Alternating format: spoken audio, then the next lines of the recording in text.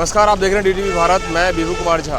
जिस तरह से लखीमपुर खीरी घटना के माध्यम से जिस तरह से पूरे देश में और बिहार में जिस तरह से धरना प्रदर्शन के माध्यम से मौन व्रत आज किया गया है कांग्रेस के बड़े नेताओं के द्वारा, वो कहा जा रहा है कि जितने भी हास्यास्पद घटना है,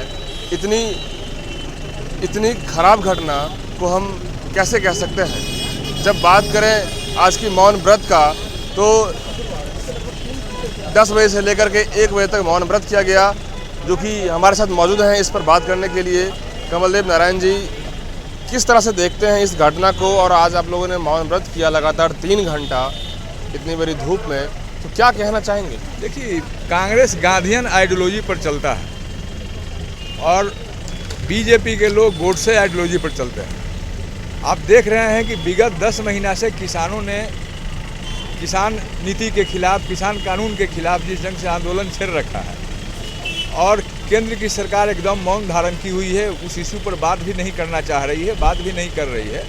जबकि डेमोक्रेसी में किसी भी समस्या का निदान बातचीत से निकाला जा सकता है। और आपने देखा किसानों के साथ जिस ढंग से घटना लखीमपुर में हुई, किसान 9 लोगों की वहाँ मृत्यु हुई और वहाँ योगी सरकार अभी तक जीवित है। मौलिक आधार नैतिक आधार पर इस्तीफा भी नहीं दे रहे हैं। दूसरी तरफ केंद्रीय गृह राज्य मंत्री के पुत्र उसमें संलिप्त है, नेम्ड FIR है।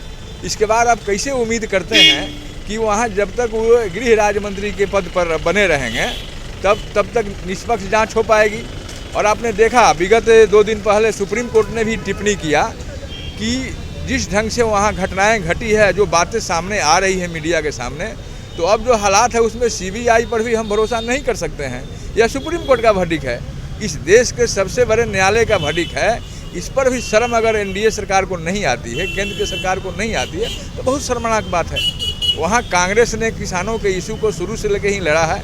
और प्रियंका जी और राहुल जी, आपने देखा है कल बनारस में जो रैली हुई, वह संकेत है मोदी को कि उनके लोकसभा क्षेत्र के मात्र 6 विधानसभा क्षेत्रों का ही रैली था।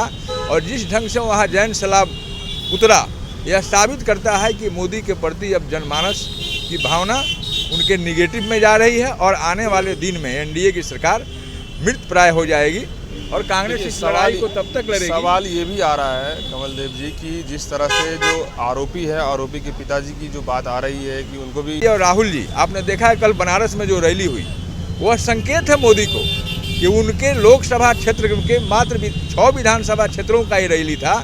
और जिस ढंग से वहाँ जैन सैलाब उतरा, यह साबित करता है कि मोदी के प्रति अब जनमानस की भावना उनके निगेटिव में जा रही है और आने वाले दिन में NDA की सरकार मृत प्राय हो जाएगी और कांग्रेस इस लड़ाई को तब तक लड़ेगी। सवाल ये भी आ रहा है कमलदेव जी कि जिस तरह से जो आरोपी है, आरोपी के पिताजी की जो बात आ रही है कि उनको भी इस्तीफा दे देना चाहिए, तो जो घटना है, जो आरोपी है उसको तो गिरफ्तार किया गया कहा जा रहा है, लेकिन उस गिरफ्तार करने के बाद ऐसा तो नहीं है कि जो आरोपी हैं उनके पिताजी भी इस घटनाक्रम में संलिप्त हैं, ऐसा तो नहीं?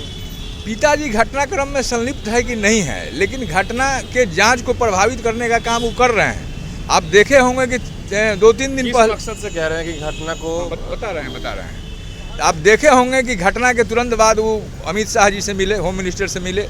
इसके बाद वो लखनऊ में आए, लखनऊ में आने के बाद वो ऑफिस अफसर लोगों से भी मिले। ऐसी स्थिति में आप कैसे उम्मीद करते हैं कि एक होम मिनिस्टर रहते हुए कोई अफसर उनके खिलाफ जाएगा, उनके बेटा के खिलाफ जाएगा? और जबकि होम मिनिस्टर के रूप में उन्होंने डिफेंड किया अपने बेटा का, कहा है कि वहाँ स्पॉट पर वो नहीं था, घटना में संलिप्त नहीं है। तो होम मिनिस्टर के नाते वो स्टेटमेंट दे रहे हैं कि एक बाप के नाते स्टेटमेंट दे रहे हैं, यह माने रखता है। वो पिता के नाते स्टेटमेंट दे रहे हैं। तो ऐसी स्थिति में कैसे उम्मीद किया जा सकता है कि निष्पक्ष जाँच होगा? और इस बात को तो सुप्रीम कोर्ट ने भी माना है। बिल्कुल। तो जिस तरह से कमलदेव जी का कहना है कि जो घटनाक्रम है कहीं ना कहीं संलिप्तता दिखाई दे रही है। जिस तरह से यदि जो आरोपी हैं और लखीमपुरी घटना का और उनके पिताजी जो गृह राज्य मंत्री हैं, वो कहीं ना कहीं इस्तीफा देने की ज़रूरत है, तभी निष्पक्ष जांच की जाएगी। चाहे CBI इंक्वायरी तभी हो सकती है जब तक ये अपने गृह राज्य मंत्री पद से इस्तीफा देंगे, इनका साफ तौर पे कहना है। क्योंकि निष्पक्ष जांच नहीं हो रहा है, ये इनका आरोप है। कांग्रेस के जितने भी नेता हैं आज मौन व्रत धारण किए, यहाँ पे इस घटना को बेहद शर्मनाक बताया। और जो आज घटनाक्रम था, लगातार 3 घंटे तक मौन व्रत धारण करके ये बयां किए हैं कि घटना कितना दर्दनाक है। अब बने रहिए DTV भारत के साथ। धन्यवाद।